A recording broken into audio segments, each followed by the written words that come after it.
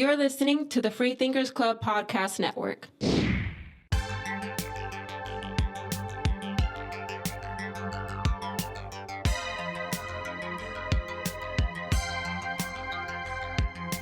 UFC Vegas 19. We got a heavyweight bout on our hands this week. Curtis Blaydes facing off against Derrick Lewis in a bout that really isn't going to shake up much in the heavyweight picture, and at least in the title picture, the one that I'm talking about, because at the end of the day, we all know Jon Jones is stepping up and he gets the winner of Stipe Miocic versus Francis Ngannou when they fight just here in a couple months or so. So listen, man, let's get straight into it, but I got to introduce my co-host, AJ. AJ, man, how are you living, man? What is the lay of the land today? What's the inspirational quote that's getting people motivated today? Woo! Inspirational quote of the day, Derrick. I'd probably have to say the best takedown in the sport is a strong left hook. That's right. That's right. I like that, man. But listen, man, we got a lot of good fights here on our hands today, man. I'm going to start the clock in just a couple minutes when we get into these sleepers. But AJ, man, you saw it. I saw it. We live, baby. We on Spotify. We on Apple Podcasts now. We really making it happen, folks. So we on all the streaming services. I'm going to have all that stuff linked below. You can find it in all of the show notes. But nonetheless, you ain't got to go to YouTube no more. You just go on that phone, whatever your podcast app is. Go in there, look up All Factors Considered. And there you are, right there. Fight Talk, live and direct. You know what I'm saying? So, AJ, man, before we get started on this, I do want to I want to ask you, what is your preferred method of streaming, man? When you stream a podcast, what do you stream on? Man, I've been doing YouTube actually. Okay. Lately, just streaming on YouTube. Before I was doing a little bit of the Spotify with the Joe Rogan, but I don't know, man. Just YouTube in the morning. I wake up, put it on while I'm doing stuff. What about yourself? I hear you. I'm a Spotify guy all the way, but it's also because I got the Android phone, man. They don't make no good stuff for us. We don't got all the Apple stuff that, all y'all good folks, the majority of the United States got. But nonetheless, man, I put that out there because whether you listen on Spotify or Podcast Addict or Overcast or on YouTube, it does not matter. Fight Talk is live and direct, and just wanted to hammer that one home for you. But AJ, like I noted the clock earlier, man, we got 45 minutes on the clock today to break down some sleepers, go through our main card picks, break down the whole entire main card, and then give some fight of the night prediction. So why are we mincing words? Why don't we just get straight into it? So what I'm gonna do, AJ, is I'm gonna get the sleepers going, and I'm gonna have you start for me. So it's time for some fight night. If you ain't paying attention, you're gonna sleep on me and I'm gonna wake you up. All right, man, don't sleep on us. Let's get started, AJ. I'm gonna start the clock now. You go first, my man. Who is your first sleeper? Let's rock. Yeah, this week up, Derrick, my first sleeper is Ayman Zahabi versus Draco Rodriguez, all right? Now, Zahabi, he's had a couple of rough losses in a row, but it's still an all-around good fighter, right? But he lacks that star power that he needs to get noticed even if he does get a win. Now, Draco Rodriguez, I like him because he's coming for your lunch money, all right? He's most comfortable on the ground, but he elects to stand up and swing it out. Super smooth in the transition and hits very hard for 135. This fight's a sleeper to me because Rodriguez brings that heat and is possibly going to be a household name soon, whereas Zahabi's looking for exactly that and now has a chance to steal it. What's your first sleeper? Right on, man. Well, my first sleeper is going to be Chaz, the Scrapper Skelly, facing off against Jamal Pretty Boy Emmers at featherweight. And this is a sleeper to me because these are two dudes who is basically in the moment in their careers where you got to make it count now. They're both past the 30-year-old mark. And Chaz Skelly, man, he's not the most technical striker, but if he grabs a hold of you, man, you are in real deal trouble. But that's the backside of it, is that Jamal Emmers, who has fought in LFA, he's fought all over the regional promotions, finally made it to the UFC at 31 years old. This dude's striking is technical. It's crisp. It's beautiful. I love to see it. Dude's got 8 knockouts, so he can put you down. But Chaz Skelly got 10 submission wins. So ultimately, these are two very experienced dudes who are ready to really make that next step. But listen, man, Chaz Skelly, he's got the fastest submission in featherweight history in under 20 seconds. And Jamal Emmers is going to really have to be careful with that, even though he is a decent wrestler. And the last reason why this is a sleeper is because Jamal Emmers, he has a win over the dude who's going crazy right now in Corey Sandhagen. He beat him in LFA just a couple years back. So y'all got to watch out for this one. This will be on the prelims, of course, free to watch. Now, what's your next one, AJ? You definitely got to watch out for Emmers, Derrick. He's a sleeper for sure. But next up for me, I got Drakkar Klose versus Luis Pena, all right? Now, Drakkar Klose is a scrapper of a fighter, and you need to going to put him away or else it's going to be a long night. Luis Pena, a.k.a. the violent Bob Ross, is exactly that. Very violent, long, lanky, and even though he got choked out in his last fight, he's going to be looking to put a hurt in. All right. These fighters are both extremely violent and were finished in their last fights. So I'm expecting a very fast, frantic pace leading to an early KO. What's your next sleeper? Right on, man. I got Nate the Train Landwehr facing off against Julian Juicy J Arosa. And this is a sleeper because you got a dude who is huge for the featherweight division. Arosa standing at 6'1" with a 75-inch reach. I mean, that's like middleweight, welterweight type stats right there. This dude's facing off against Nate the Train Landwehr, who is in your face. He just out-damaged the damaged Darren Elkins himself. He out-scrapped him in an all-out war. And this is really interesting to me because Julian Arosa, he has 10 knockouts and 11 submission wins, but he's been knocked out 5 times. Nate Landwehr, he's got, let me see. Nate Landwehr has got 8 knockouts, only been knocked out once. I think this is going to be a banging fight. I think it's going to be on the ground, on the feet, takedown defense, sprawls, the whole entire 9. And this is just a fight that I think the fight fans who want to see blood and guts and gore, I just think y'all are going to really enjoy, man. So you definitely got to tune in for this one. What you got next, AJ? Yeah, you got to watch out for Landwehr, man. He's tatted up like Tupac, and he'll give you a Ric Flair woo. Woo! But for next up for me, Derrick. So my third sleeper is Jared Gordon versus Danny Chavez. All right, Jared Gordon, he's coming fighting out of Stanford MMA, very talented in the Brazilian Jiu-Jitsu, but needs to start beating fighters with some clout to actually make a name for himself. All right, Danny Chavez looks like he's coming fresh out of the Pinta, and he fights like it too. Okay, heavy-handed, he'll walk you down, and not afraid of a war. This is a sleeper to me because wherever this fight takes place, we're going to see a very talented output and some very exciting matchups everywhere in the sprawl. What's up for your third?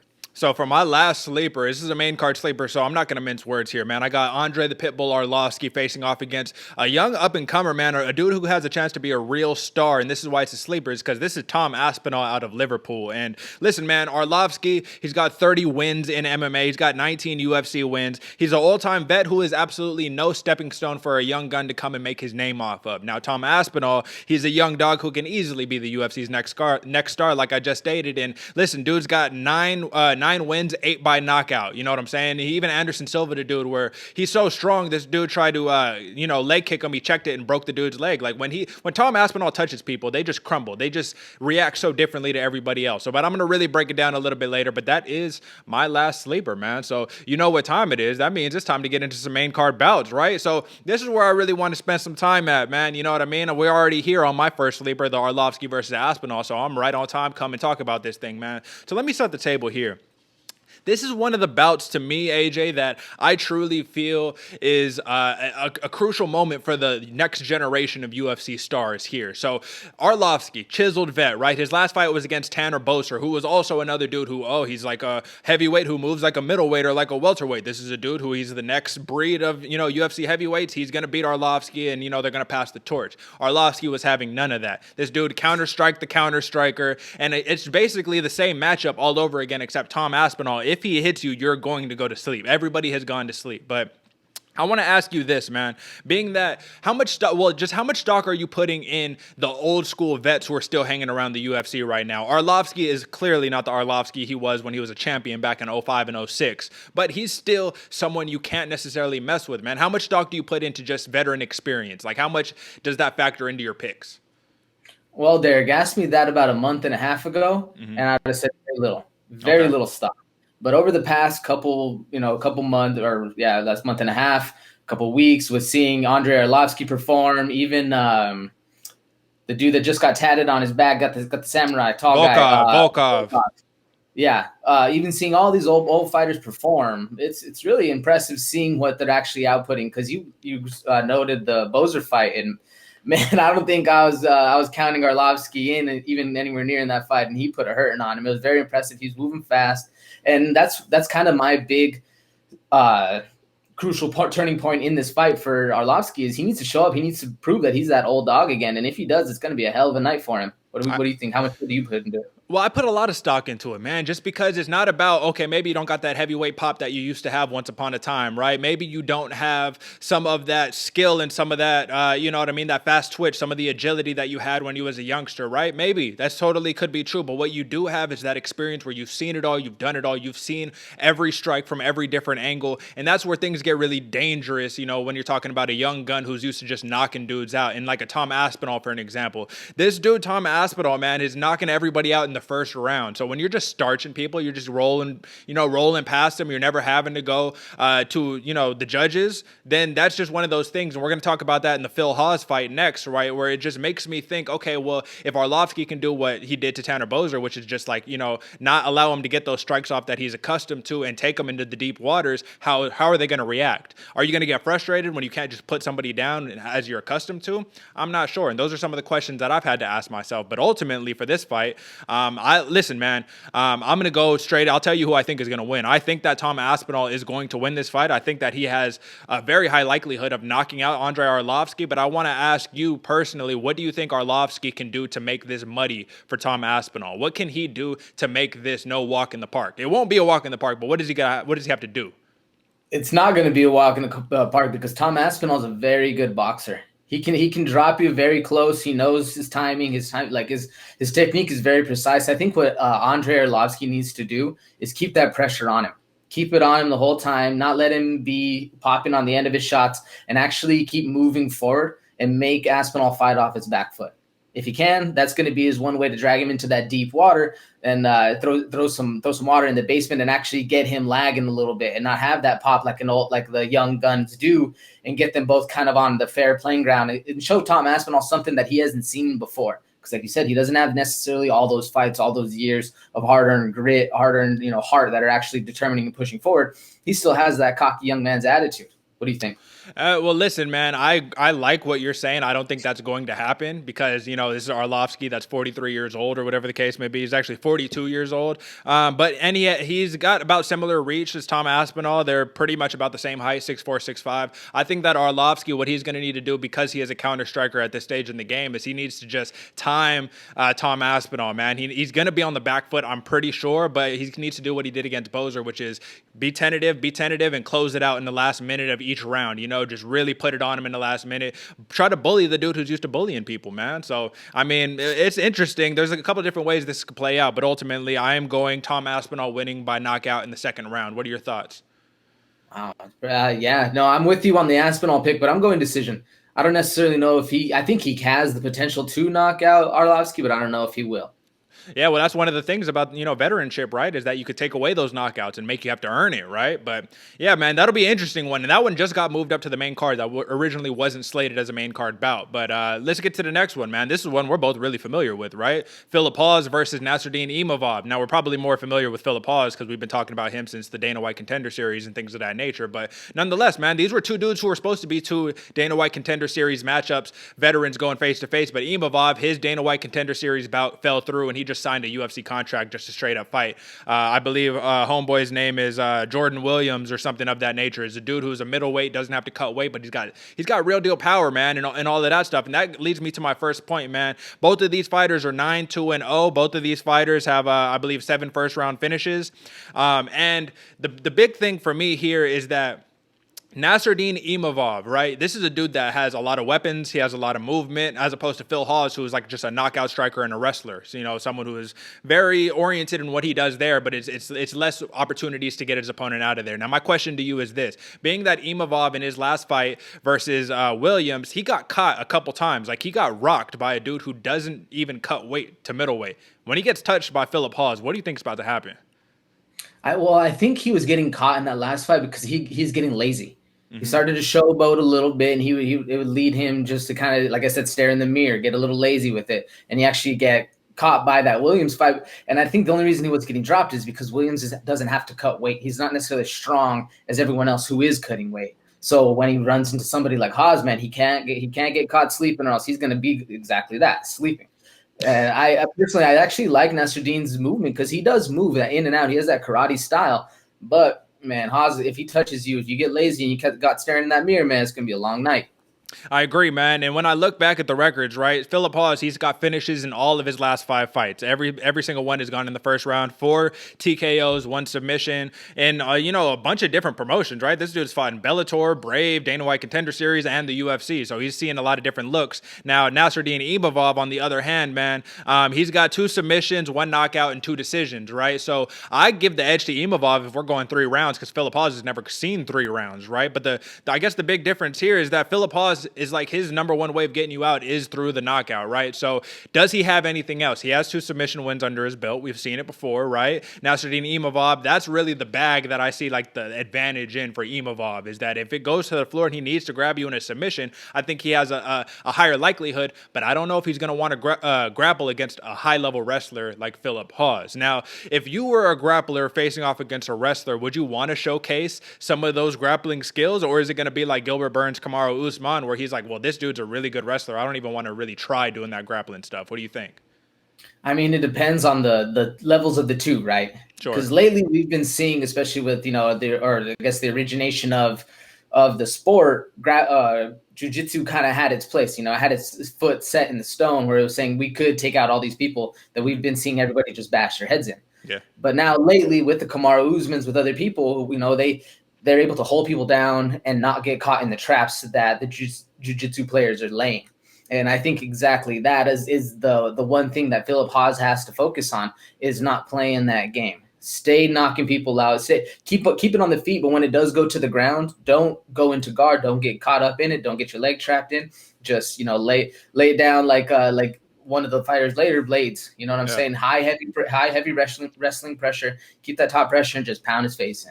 I think that's really the key. What do you think? Well, much easier said than done, of course, right? But I think that the only way that Philip Hawes would be able to implement that is if he has that gas tank that Curtis Blaydes has, because Blaydes got a real deal gas tank. We don't know if Hawes has a real deal gas tank, and that's my thing, is we haven't seen, kind of like in the last bout, like I was just talking about, we haven't seen Hawes when he can't land the big punch, when he can't find that one hitter quitter that gets his opponent out of there, or even, start going for the ground and pound and stuff like that. So I think Imavov has more ways to win, but nonetheless, in the betting odds, this is more or less a pick 'em. You know what I mean? I think last time I checked, Phil Hawes was like minus 120, Imavov was like minus 110, 105, something like that. So ultimately, it's a pick 'em, but if the dude... If someone's going to knock someone out, it's probably going to be Phil Hawes, man. So who's your pick and why?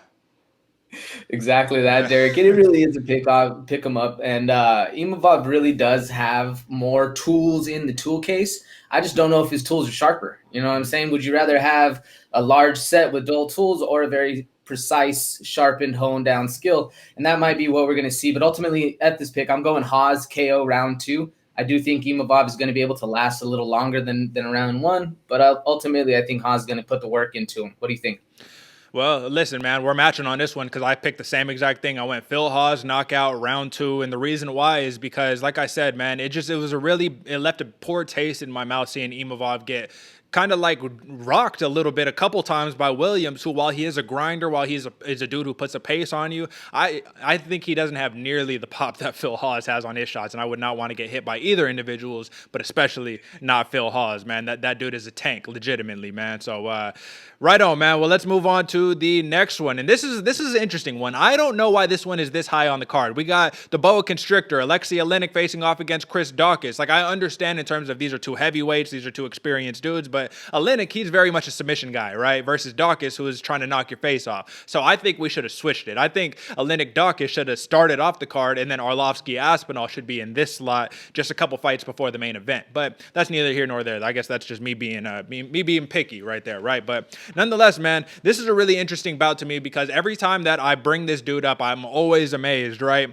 MMA record for Alexsey Oleinik, 59 wins, 14 losses, 1 draw. In the UFC, he's 8-5-0. So once again, we talk about it, right? Just because you got a nice record in MMA don't mean you're doing that at the highest level of competition. So, I always got to hammer that one home every time that I see it. But nonetheless, you can't take this away. Alexsey Oleinik, 8 knockouts, 46 submissions, and 5 decisions. Come on, man. That's crazy. But Chris Daukaus, he's no joke either, man. You know what I mean? This dude, Chris Daukaus, listen, man, he's 10-3-0. He's 2-0-0 in the UFC, and he's knocking everybody out. That's Chris Daukaus. That's what he does. And I know you're high on this dude, so just, lay out the table for me a little bit, AJ. What are your thoughts on this fight? When you first saw this one, when you were scrolling through Tapology or SureDog or whatever, and you saw this, what were your first thoughts? What were your first impressions?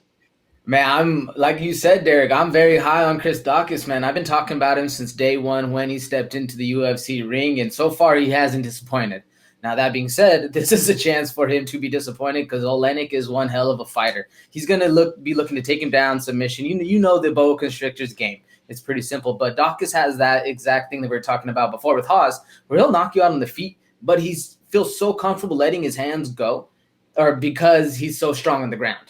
Like, he's comfortable to swing it out because if it does get taken down, he's cool to get up, stand up. He's gone through the whole stuff.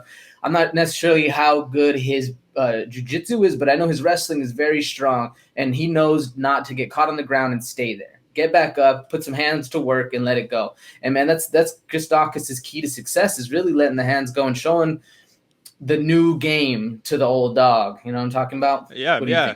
Well, listen, man, when I first saw this, I said, okay, Alexsey Oleinik, Chris Daukaus. I didn't really like the matchup, you know what I mean? Because I think that this is basically Alexsey Oleinik's last fight all over again. Oleinik fought Derrick Lewis in his last bout, and I'm like, okay, well, this is Derrick Lewis 2.0, except not as good of a version of Derrick Lewis. And I said it on the, you know, all bets aren't created equal, folks. Tune in on Wednesdays, our betting show. But I said it there that I just really feel that Derrick Lewis, if he was able to get out of position, or basically if he was able to reverse position on Oleinik, you know, Derrick Lewis was not the highest level wrestler, who's a dude who doesn't really spend much time working on his wrestling like that. If he is able to reverse that position, what is Chris Daukaus going to be able to do? You know what I mean? It really made me wonder, because Alexsey Oleinik, when he grabs you, he puts you in an Ezekiel. He tries to get a key lock. He's putting you in submissions as soon as he grabs you. But I'm not very high on Derrick Lewis's BJJ or even his submission defense. I think a lot of it is just brute strength. And Curtis Blaydes talked about that in a pre-fight interview for you know, earlier this week. Nonetheless, man, the point is this: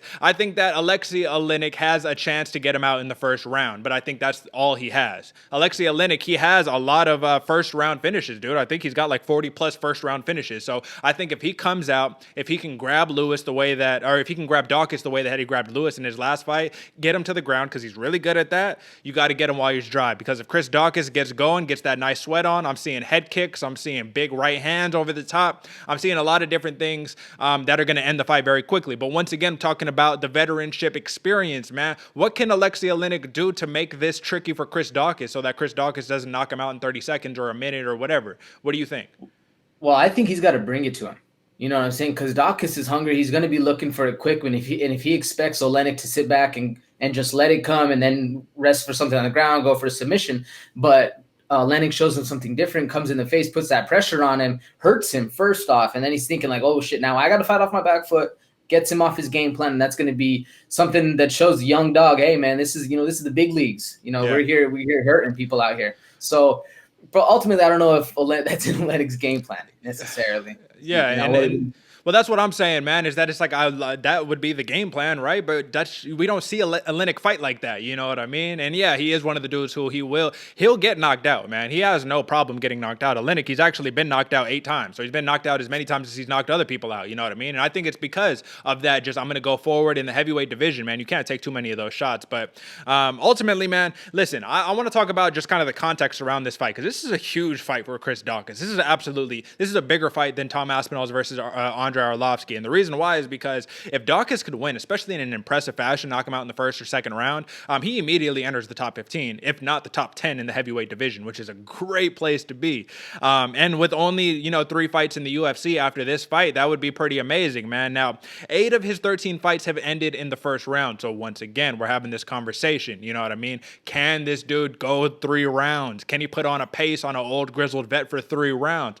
We got to see it. We got to see it in the biggest of stages, because just because you could do it in Cage Warriors doesn't mean you could do it against someone who's got... This is going to be Alexsey Oleinik's 75th professional fight, dude. You're talking about a dude who is, once again, seen it all, done it all. I don't know. 75 fights, man. Respect. You know what I'm saying? Come on. What are we talking about? But nonetheless, man. So I want to talk about Alexsey Oleinik really quickly, man. He has wins over Fabricio Verdum, Mark Hunt, Travis Brown, and Maurice Green, which goes to show that this dude can hang with these cats. He can grab you. He can take very high-level heavyweights, and he could break them. But I guess this comes down to the point of age, man. Alexsey Oleinik is 43 years old, 6'2", 80-inch reach versus Daukaus, who's 31, 6'2" as well with a 76-inch reach. What's the method, man? Who's winning and why? Me personally, man, I'm going Daukaus. KO round 1. I think he's just a little too fast, too young. It's gonna be a fun match either way, and I do think he's gonna put him away early. And I'm really excited for Daukaus' future. Yeah, man. It's something to think about for sure. And that's the easy pick for me. I was like, I could just go for the young guns. I go Aspinall over Arlovski. I can go Daukaus over Oleinik. But there is something to be said about veteran experience, man. And you got to respect your elders. You got to respect the OGs of the game. And this is me putting a lot of respect on Alexsey Oleinik because I think that he gets Chris Daukaus out of their first round submission. I don't know what it's going to be. It could be something absolutely crazy.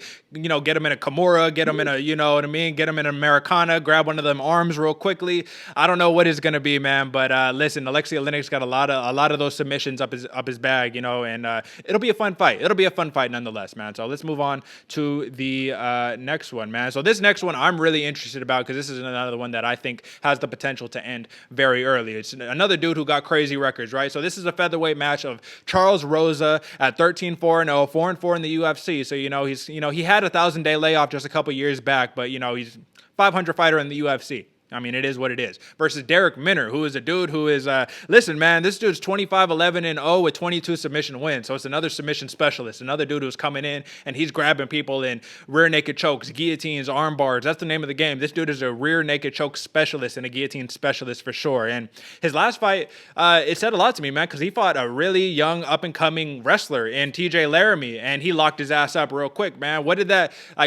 was your impression of seeing that, man, of seeing him be able to just starch these dudes so quickly, or even being able to see that 25 of his 36 fights have ended in the first round? What does that mean to you? I mean, it sounds impressive like that, but man, you look at it, 25 of his last fights have ended in the first round. But if you look back on him, he's taken a lot of L's in those first rounds as well. Yeah. Which is good for the fighter. That means he's going out on his shield and he's down to do it. But even in the UFC, you get choked out by Herbert Burns, round 1 in triangle. Then you do go and win 2 in the first round, but those are outside, those are outside organizations, not necessarily the talent level. And then you come back to the UFC, rear naked choke, round 2 loss to Grant Dawson, another name that is coming up, but not necessarily big. But you do have a very impressive win against TJ Laramie, against guillotine round 1. Which, again, he loves that guillotine, and it's really easy to land wrestlers when they're coming in hot. They shoot that double leg, don't necessarily put their head in the right place, and you just cinch up one early, round 1, when they're sticky. That's exactly what I saw. And Darrick Minner, he's been doing it, since 2012, 22 submissions. You got experience on the ground. You know what you're doing. He loves that guillotine choke, and I think he just took an opportunity against a younger, not as experienced, and somebody who's just kind of going crazy in the moment, TJ Laramie. It showed experience in my book. What do you think? Yeah, I mean, same here, man. When I was looking at Minner, and this is the same reason that I believe I picked TJ Laramie in the Minner fight, you know what I mean? Because I think that if it would have went 3 rounds, Laramie would have won that. And why? Is because this is Darrick Minner's game, man, is full out pace and pressure in the first round. If he doesn't get it done in the first round, well, it's going to be a long night. But the likelihood of him getting it done is very high, man. Like I said, this dude's 25-11, and if you're just looking at records, that's not terrible. That's not terrible at all for his style, right? Because what Minner likes to do is likes to get in your face. And you know what Charles Rosa likes to do? He likes to stay back, use movement, circle around, go cowboy style. Cowboy, Wonderboy, Stephen Thompson. I said cowboy. I meant Wonderboy style. Stephen Thompson, you know what I mean? He's got this karate stance. He utilizes a lot of kicks, man. Charles Rosa is about the kicks. And this is why I think that Darrick Minner's best opportunity, just like always. I mean, I'm spelling it out simply, man, but it's to get him out in the first round. It's to press him, grab him in something, and choke him out. But Charles Rosa, though he is a BJJ black belt, man, I think he lost a lot of stock after his loss to Bryce Mitchell, man, where he got put in a twister for 3 rounds, man. I think it was 5 rounds because the scorecards ended up being 50-45s, man. So Bryce Mitchell really, and come on, Bryce Mitchell is thug nasty, man. That's next level grappler right there, but he really put it on Charles Rosa, and I think people started underestimating Rosa's grappling because of that, but you can't, man, because this dude has 8 submissions and he's never been submitted. Though Mitchell had him in the twisters for 5 rounds, he never tapped, man, and that's mental fortitude right there. And that is another reason why, because he's also 34 years old, so he's got about 4-year age, I would say advantage, but he's 4 years older. I don't know if that's an advantage or not. He's older, though, man. He's older. He's got a shorter reach, but those long legs make up for it. And he's just a little bit taller, man. But ultimately, this is the biggest contrast to me. Charles Rosa, he's an ATT fighter. He's coming out of American Top Team, where Darrick Minner, he's Premier Combat Center. not saying anything wrong with that, but it's just kind of like when you saw the first fight that I talked about, Chaz Skelly versus Jamal Emmers. Chaz Skelly is a Sanford MMA fighter. That's high-level gym, Henry Hooft, all that good stuff. Pinnacle MMA is kind of like where the Bobby Greens of the world have come from, and it's not bad because these fighters have been able to make their names, but there's levels to this, man. There's levels, and ATT is where it's at for a reason. Very high-level gym. Now, nonetheless, both of these fighters are 3-2 in their last 5, and if we're thinking about likelihoods, outcomes, and victories and all that, what are your thoughts, man? Who are you going with and why? Personally, I think it's going to be a very interesting match because how these fighters are both leveled against each other. I'll tell you right up now, I'm going Rosa by decision because I actually like the way he fights. He's able to mix it up in both ground and standing. I think we're in store for a very good jiu-jitsu match, to be honest. I think Rosa has the advantage on how talented he is on the feet. But I think Darrick Minner is going to put it to him in the first round. We're going to see a lot of exchanges, a very high-paced, very technical jiu-jitsu match off the feet or off the ground. And I don't really see it going to the feet much except when we start. What do you think? Well, I'm thinking that should probably be Rosa's best chance of winning is if he keeps it on the feet. I hope he keeps it on the feet because I'm rooting for Rosa too. I think Charles Rosa wins by decision, and the reason why is because though I think Minner is so dangerous in that first round, the likelihood of it going past the first round is much higher than it ending in the first round. So I got to go for Charles Rosa there just for the probability factor. You know what I mean? The probability is high that this one does go a little bit longer. And I think Charles Rosa, man, the worst thing that could happen to him is for Darrick Minner to grab him and put him on his back and just make it look bad in front of the judges. So somehow Minner can somehow come away with a decision win. But nonetheless, I think this one should be locked up pretty good. Charles Rosa, he's about a -200 favorite. So I'll go there. Yeah, decision win for that one, man. And then let's move on to the next one. Let's move on to the co-main event, man. This is a really exciting fight, man. We have Ketlen Vieira versus Yana Kunitskaya, man. So we got Vieira, who's fighting out of Nova União out there in Brazil, versus Kunitskaya, who's training Team Maheta, man. You know that Kunitskaya, she got a relationship with Thiago Santos. You know that? I heard that in her last fight. She said Thiago Santos was her head corner as well as their relationship. Yeah, I mean, it doesn't really matter nonetheless. I just thought it was an interesting thing to point out, you know what I mean? It's like that's a real good dude to have as your trainer or whatever the case may be, especially when you're trying to put away some of these females in the bantamweight division. But nonetheless, man, Ketlen Vieira, man, listen, she's number 6, Kunitskaya is number 7, and this is a big match because if Vieira can win this, man, she's putting herself in prime position to try to challenge Amanda Nunes for that championship belt. But Vieira, she is tied for the second longest win streak in the division with 4. Amanda Nunes has 9. Now, a bunch of people got 4 right now, but she's 11-1-0. She's made a pretty good run in the UFC, 5-1-0. 2 knockouts, 4 submissions, 5 decisions versus Kunitskaya, who is 13-5-0 in MMA, but 3-2 in the UFC, man. And it's been a tough road for Kunitskaya, man. Let me just talk about her last 5. Her UFC debut was against Cyborg, where she just got starched immediately. You know what I mean? She got knocked out in the first round. Then she fought Lena Landsberg, big win, unanimous decision. Marlon Renaud, she got a win, unanimous decision. That's impressive as well. And then, faced a little bit of trouble against Aspinall, man. Aspinall knocked her out in the 3rd round, and that exposed some of Kunitskaya's deficiencies on the ground. And then she was able to come back against Julia Stoliarenko in her last fight with a unanimous decision win. But I think that Kunitskaya, though, I'm really high on her, and I think she's really high level. I think what her draw has been this entire time is that she's always been big for the bantamweight class. She's been taller, she's been longer than everybody that she's fought. Well, that's not the case against Vieira here, man, because Vieira, dude, she's 5'8", so she's 2 inches taller. She's got a 68 each reach, so it's about equal. So that reach advantage for Kunitskaya goes away. And she's a little bit younger, man, 29 years old. But here's the thing that I got to point out. I'm sure you saw it in the Poliana Viana fight versus Mallory Martin. There's something that's going on with these Brazilians, man, where they're coming out, these high-level BJJ Brazilians, where they're coming out and they're dropping bombs on people, but they're so flat-footed, man. They're coming out flat-footed and just sitting down on all of their punches. And I think that could be the detriment to Vieira because Kunitskaya, she utilizes her movements, right? But where is she best at? In the clinch, dropping big knees in the clinch. And I just don't think that'll be a good place for her this one. So, let's not spend too much time on this one because we still got to hit the main event. But what are your thoughts on this fight, man? It's exactly that, man. I'm very high on the Brazilians coming out because they're so good on the ground that they're able to let their hand go and feel comfortable. And I think the next evolution is going to be when they learn to start bouncing on their toes instead of be so flat-footed. Now you have Ketlen Vieira, man. She is a really good fighter, and I'm actually very high on her as well. But I think the big flaw for her is she'll grimace and she'll bite down on her mouthpiece and then start swinging. So you really can see it coming. And she's not necessarily been tested. Whereas Yana Kunitskaya, man, she's been in the game for a while. She's fought some serious competition. And, you know, like you said, Cyborg, Aspinall, all these people she's lost to and learned from. And I think the advantage, like you're saying, going forward, where for Vieira is bigger, but Ketlen's bigger now, but Kunitskaya is used to being the bigger one in the cage. I still think that leads to Kunitskaya having the advantage because even though she's going to see somebody that's her same size, she's still going to be as long arms, still do the plan. And I do think her plan to success lives in the clinch. Bullying her up against it, bullying Vieira up against the cage, staying in the clinch, landing a little bit more elbows, not necessarily knees, so you don't get taken down. Because I do think once she gets taken down, it's going to be a long day for her. Personally, I'm going Kunitskaya by decision, strictly so she can keep it on the feet, lay things up in the clinch, get a little dirty with it, and make it a fight that Vieira's never seen. Really a bully of a dog match between two very, very experienced people in the cage. What do you think?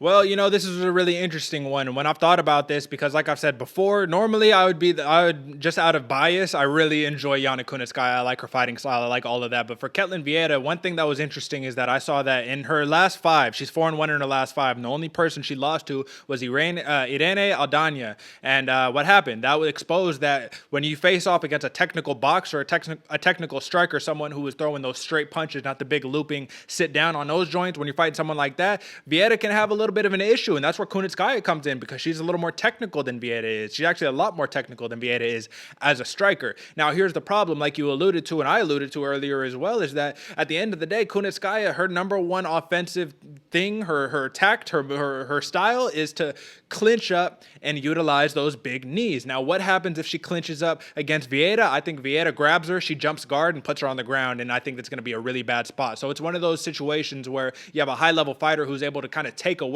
some of Kunitskaya's, top skills just because it's going to be a bad look. The same way we was talking about, if you're a grappler, you might not want to grapple with the dude who's a really high-level wrestler, or if you're the wrestler, you might not want to wrestle with the dude who's a really high-level grappler. So, I thought about this one for a long time, and even though I saw that Sijara Eubanks, when she fought Vieira last, even though she lost the fight, the majority of her success came when in the stand-up, when she was bouncing around, moving, doing her thing, jabbing, moving, all of that stuff, while Vieira was still very flat-footed. She's flat-footed the whole fight. But with all that being said, man, listen, Ashley Evans Smith, decision win. Sarah McMahon, submission, round 2. That's a huge win over Sarah McMahon. Beat Kat Zingano via split decision, lost to Aldana, and then a win over Eubanks, man. So I'm going to go Ketlen Vieira, and I'm going a win by decision. I don't think no one's getting knocked out in this one, even though both fighters do got knockouts on their resume. I don't think anyone's getting submitted in this one, but I do think it'll go down to a decision. And that leaves us in just the perfect spot, man. We got just about... let's see. Bow. There we go. Blaydes Lewis. We got about 10 minutes to hit this one, man. So Curtis Blaydes versus Derrick Lewis, man. At the end of the day, so I was really excited. I'm like, okay, this is going to shake up the heavyweight division. These dudes, they really only put the belt on the line like once a year. You know what I mean? They barely fight in this heavyweight division. But I was really excited because Curtis Blaydes finally going to get the shine that he deserves. Well, guess what? He's not. It's not going to happen. You want to know why? Because he already saw it. Dana White has already confirmed it. The UFC knows, hey, winner of Ngannou versus Miocic number 2, yeah, Jon Jones. You fight him. And then when Curtis Blaydes was in pre-fight interview with Ariel Helwani, he was like, you know what, man, that's Jon Jones, dude. What are you going to do? Like, well, I'm going to sit here and complain. That's Jon Jones, bro. If he wants to fight for the title, let him fight for the title. What are your thoughts just on that narrative alone? I told you UFC isn't fair, man. What are your thoughts on the heavyweight division right now?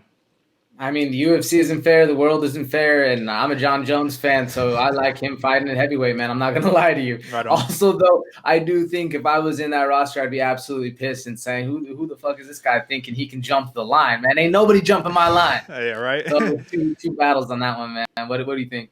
Well, for me, man, my thought process is that they understand that this is a business, man. It's not just a sport. If this was just a sport and there was no money being made off of this, yeah, let the fairest guy, meritocracy, all that. This ain't a meritocracy. Jon Jones brings the pay-per-view buys, and a Jon Jones versus Miocic or Ngannou would be an amazing fight, and I would love to see it personally. So this is what it comes down to, though, for me, man. This is just another one of the another reiteration, another hammering down of saying that UFC does not just want dudes who win. They want dudes who are exciting, who finish fights. That's what the UFC wants, and Curtis Blaydes is not really that. And he says, listen, man, at the end of the day, if my paycheck was secured, right? If it was like a set money, regardless of win or loss, and I got that, then yeah, I'll come out swinging and banging and doing all that. But being that I lose my $100,000 win bonus if I go out there and just try to swing crazy, yeah, you got the game messed up, man. I'm sitting here, I'm trying to feed my daughter. I need to make sure my daughter has her resources. So I love that, man. And there is a little bit of it's not bad blood whatsoever, man, but it's a little grudge match here because Curtis Blaydes says he doesn't think Derrick Lewis's humor is very funny. That's the type of beef we're bringing to this heavyweight match. He's like, I don't think that guy's humor is very funny. I think he picks the low-hanging fruit. Like, my balls was hot and stuff like that. It was just hilarious. I was like, all right, this is what y'all talking about? All right, whatever. But let's get to it, man. Curtis Blaydes, 14-2-0, 9-2-0 with a 1-0 contest in the UFC versus the Black Beast, Derrick Lewis, 24-7-0, 15-5-0, 19 knockouts, man, most in the heavyweight division. And he's also tied with Andrei Arlovski for most finishes in the heavyweight division with 11, man. So what this comes down to is this, man. I want to ask you off the bat, and I don't want to just be anticlimactic here, but is this Daniel Cormier versus Derrick Lewis 2.0, where Derrick Lewis was like a plus 600 underdog and just got starched in that fight? What do you think? I mean, it is if Derrick Lewis didn't learn from it. You know what I'm saying? If he didn't learn that he needs to stand up off his back after he gets taken down or not get taken down, because it's going to be a long night with good wrestlers. When they keep applying pressure and they're able to get their hands on you and take you down, lock their hands up and get the takedown, man, you're sitting there drowning each time. And every time you have to stand up with a 200-some-pound backpack on you, you know, you're just draining that gas tank. And if it's going to be that exact way, if he didn't learn from what's coming, because that's the exact plan for Curtis Blaydes, man. Put it on him, put that pressure, get him to the ground, beat him up, use those elbows, use those razor blade elbows, and end the night. You know what? Simple. It's really interesting because he had said he was like versus Alex Volkov, right? This dude who's like 7'6", man, a monster of a human. He got a lot of flack for that fight because people said it was boring. He was all like, listen, bro, unless you can give me trouble, unless you can discourage me from wrestling with you, I'm going to wrestle with you. I'm not stupid. Like, what are you talking about? You know, like I wrestled from 2005 to 2012, high school and collegiately. Like, I got the muscle memory. Come on, what are we talking about? And it was really interesting because at the end of the day, he was saying that Volkov, it was boring because Volkov did things that didn't allow Curtis Blaydes to get those elbows off and that ground and pound off. He was saying, you guys are sitting here saying that I should have destroyed him, but Volkov is no joke, man. This dude is not a bum, not by any stretch of the imagination. So it's interesting because not Derrick Lewis, Curtis Blaydes, he says, listen, man, I'll clean out the entire heavyweight division if I have to get this title shot. I do not care. I'll clean out every single one of them. You can't stop my wrestling. He's too confident, but he's confident for a good reason because he's number one in the heavyweight division in terms of control time with an hour, 13 minutes, and 28 seconds. And he's got only 33 seconds of bottom time. That's like number 4 in the heavyweight division all time. Like that's crazy, man. You know what I mean? He does not spend time on bottom. So what path to victory does Derrick Lewis have in this one? Because the only one that I see is the Alexsey Oleinik approach where he reverses position on Curtis Blaydes and starts dropping the ground and pound and gets him out of there. What do you think? So you kind of alluded to earlier about Derrick Lewis not necessarily having takedown defense, and I think that's one of his most underrated aspects. He actually, if you look at the Latifi fight, go back, or even the Oleinik fight as well, go back a little further in a couple of his other fights, he has really good balance and sneaky flexibility. He'll hit you with the leg, or he'll hit you with the head kick coming out the gate. You know what I'm saying? He'll go up or legs high, you're trying to run the pipe, and he has this weird flexibility. He can bounce off his foot. He has just, like I said, just strange flexibility you wouldn't understand or wouldn't expect him to have being that big. And he has really good takedown defense. He did get, like I said, get taken down a lot in the Daniel Cormier fight, but that's DC, you know what I'm saying? Yeah. So that goes to say, but he also did get up a lot. The fact that he got taken down so many times means he was able to stand up again. And if he can do that against Curtis Blaydes, I think that's going to be one of the keys to victory is because he's going to have to defend it. He's going to have to keep using, like you said, make the octagon endless and just go in circles and let that pressure come, counter strike, land the big shot, I think is how he's going to be able to be able to get the advantage, ring Curtis Blaydes' bell, and then start controlling the fight. Because if you get Curtis Blaydes hurt, he's going to start doing different things. He's going to switch it up to what he's not used to, and Lewis is going to need to be able to be the bully in this aspect. I don't necessarily know if he's going to be able to do it, though. What do you think? Well, let me ask you this question, just because, we're talking about, listen, Derrick Lewis, yes, can he defend a takedown? Yes. Has he been working on his sprawls and takedown defense? Yes. But let me ask you this, man. Out of the last 5 that Derrick Lewis has fought, outside of Daniel Cormier, who is the next highest level wrestler?